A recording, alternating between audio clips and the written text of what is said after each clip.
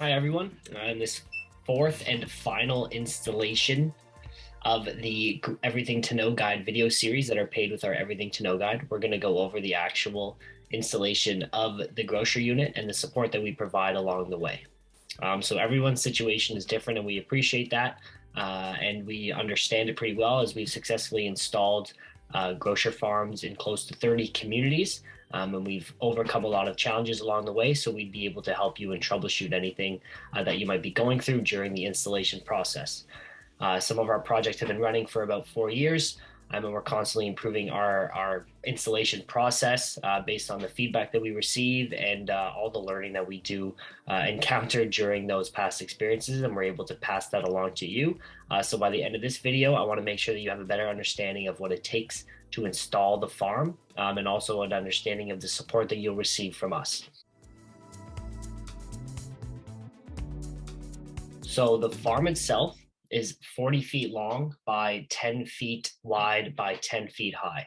It's 100% designed and built in Canada using food safety compliant designs and materials.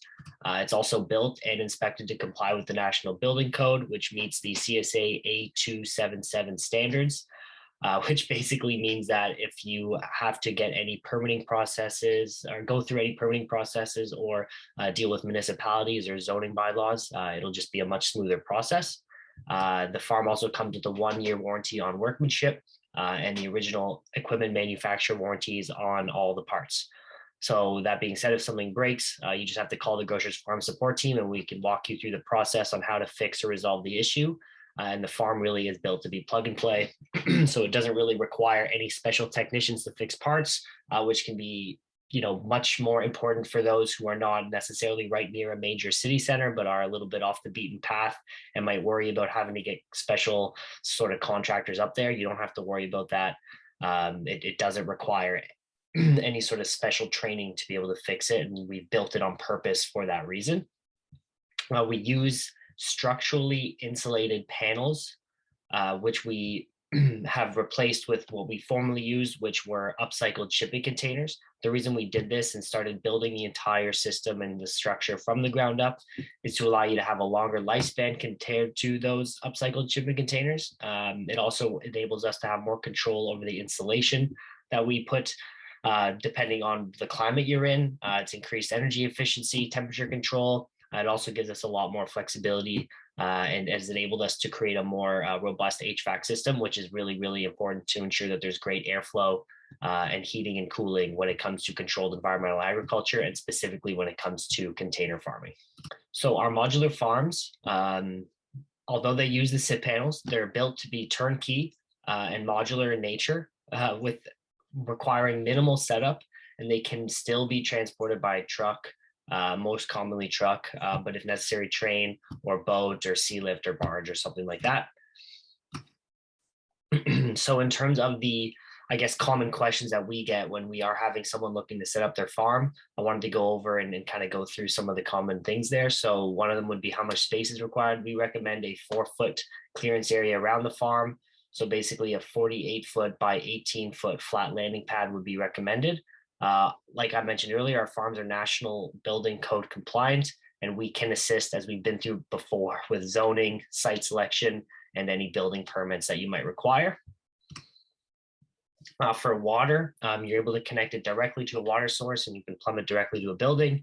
You have the option to fill it up with like an insulated garden hose. That's a common option that our growers have picked. You could also have a water truck deliver in water if that might be available to you and the best option. All in all, it would require somewhere between 2,500 and 3,000 liters of water per month to use. And we can work with you to figure out what would be the best and most sustainable and cost-effective option for you. As when it comes to power, the minimum requirements would be a 200 amp, 240 volt single phase power supply. In order to install it, you would want to have a technician or, excuse me, an electrician on site be hired to actually complete the hookup. For our standard unit, the annual consumption is somewhere around 60,000 to 65,000 kilowatt hours on an annual basis. And we also have made backup generator add-ons available for those who might be a little bit concerned about the reliability of their power grid. And generally, we have electric heating, but there's also the option for heating oil as well. For internet, we always recommend a hardwired connection. It's definitely preferred, it's more reliable, but if that's not available to you, there's definitely other options that we can work through that are acceptable, and that can be determined on a one-to-one basis by contacting us and working with your farm success manager or asking me about it in the earlier stages of planning your project. And for storage of different, whether it be produce or equipment, it's depending on how often you're going to get those supplies delivered.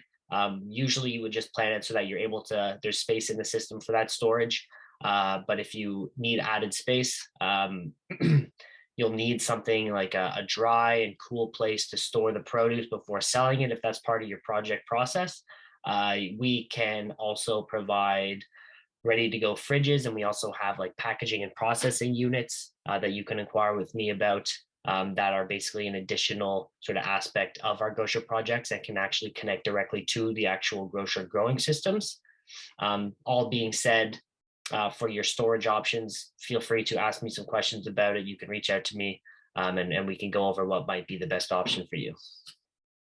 So when it comes to the onboarding process, we understand that many of our growers or customers are very new to this space. So we want to make it as smooth as possible for you to get your farm installed and to start growing as soon as possible. So we do that through having a farm success or customer success team that is essentially assigned to you and provides you with the ongoing support for the lifespan of the farm, not just during the installation process.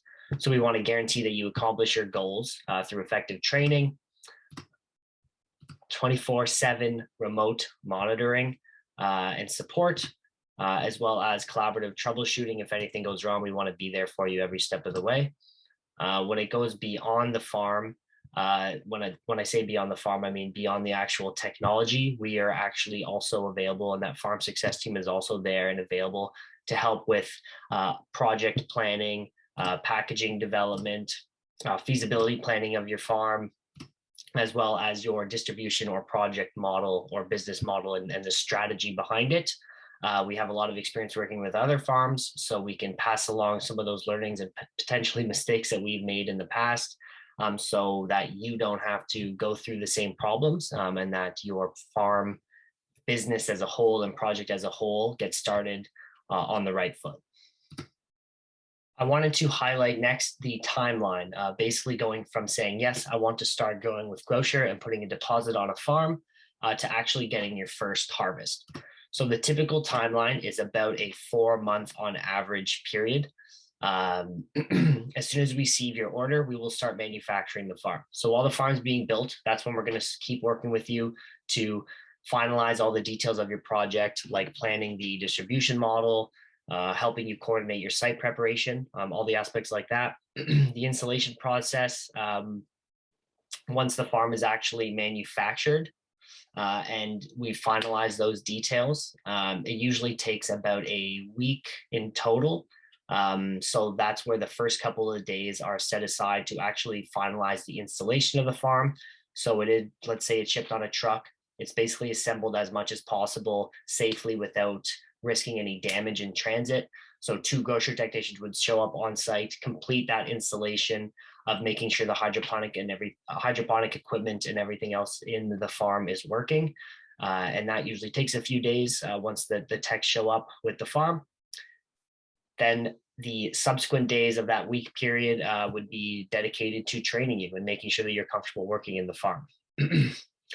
So we will also provide you with e-training videos ahead of the time, so that by the time those 2 Growcer technicians do show up on site, complete the installation process, you might have a little bit more familiarity with actually working in the system through the videos, and then they really put the final touches on making sure that you're comfortable, and we can complete the troubleshooting activities and teach you some of the hands-on harvesting and planting skills. And all in all, that will essentially lead to you planting your first seeds for harvest on average about 6 weeks later. So all in all, this entire process goes from order received, we start building your farm, we help you finalize your project planning, ensure your site prep's all figured out.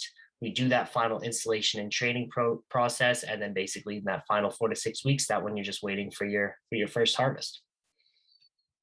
Something else that I wanted to address that I get a lot of questions about, as I'm sure you might be asking, is okay, that's all great, we get the farm, but what about everything that has to go into it? What about all the farm inputs and supplies? So we offer, in terms of the cultivars guide that I mentioned in past videos of what we can grow, we have a pretty comprehensive seed catalog that enables you to pick and choose what you think is going to be in most demand in your local market. You can make a seed selection, and then we ship the seeds directly to you. So that goes beyond just the seeds. It's also with everything you need to grow, essentially. So your nutrients, your hair nets, your lab coats, anything that you need to maintain the success of your farm, you are able to get through us. You can work with your farm success manager in order to get everything on time and create potentially a schedule. However, at the end of the day, you are able to procure and get any of these supplies from wherever you'd like. But an advantage of going with us is that we do buy a lot of these in bulk, and then we're able to pass those cost savings along.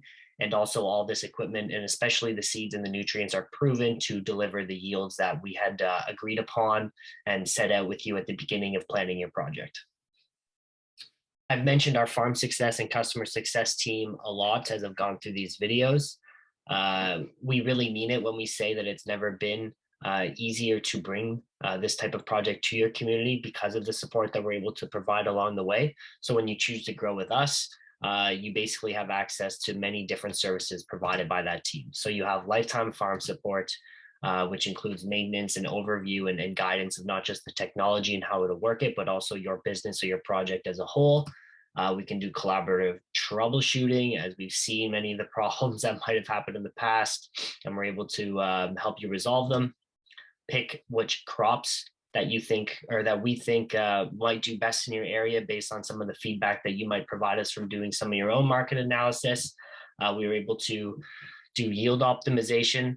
So that's in the form of using what we've learned from more successful other farms, as well as our research and development, and pass along that science to you to basically get the most out of your farm and allow you to do so on a consistent basis. We can help you with distribution and packaging strategies that go along with even, creating a brand that we can support with that would be paired on to the packaging in your produce. Of course, like I mentioned with supplies, you can get everything through us, and we can create delivery schedules with you that work for your project. We provide continuing education and training. The industry is young and we're always learning more, and we always emphasize passing along all those learnings to our current farms to ensure that they are just as up to date as we are, as we're all in this together at the end of the day. And we also want to make sure that you've achieved and you're going to achieve and those key performance indicators, and we want to make sure that that original goal that you did set out for your farm is the one it's still on track, and it's something that you're still able to achieve on a consistent basis. And then we can help also with the community engagement or stakeholder management as well, whatever that might look like with your particular situation or your area that you're in, or the type of project that you choose to pursue. We can support on all these types of different things. So taking a step back and looking at the bigger picture of everything, after going through these videos and reading through the guide and listening to me talk you through it, I really hope that you do have a good understanding of what it will take. So looking at it from I guess the 30,000 foot view, some steps that I always recommend you take, and then review of the videos and the guide. Some of the main ones that you'd like to emphasize would be exploring your business model. You want to survey your market to validate that business or project model that you have in mind. So that can be in the form of talking to local institutions or retailers or community members through maybe even a Facebook post. I know that's something that some folks have done in the past. It's an easy way to get in front of a lot of people with even just a simple survey. After all that's done, kind of go back towards your business model, make those adjustments, and really validate and be hard on yourself in terms of, is this feasible in my area? If not, what can I change? And we can provide support along the way with that as well. Of course, you want to explore what financing or funding options would be available to you. And then finally, you're often growing with our support and with your hard work and our hard work.